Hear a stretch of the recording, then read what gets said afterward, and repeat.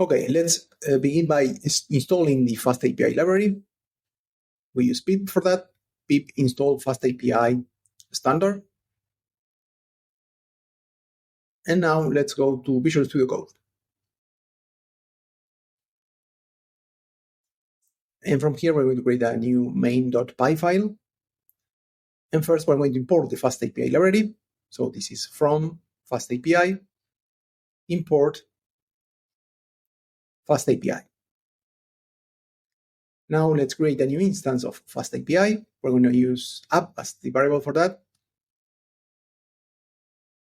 And now let's create an endpoint to handle get HTTP requests. We create a decorator for that.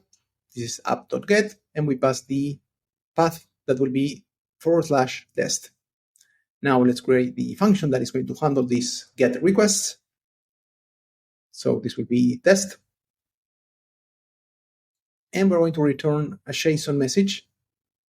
Basically, it's going to be a JSON object with a single property that will be message, and the value will be hola.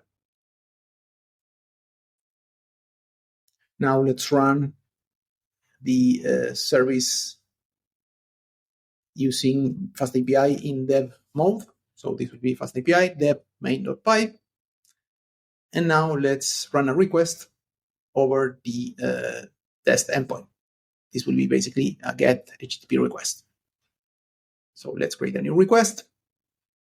This will be localhost 8000 /test. Let's run it. And as we can see here, we receive the response as we expected.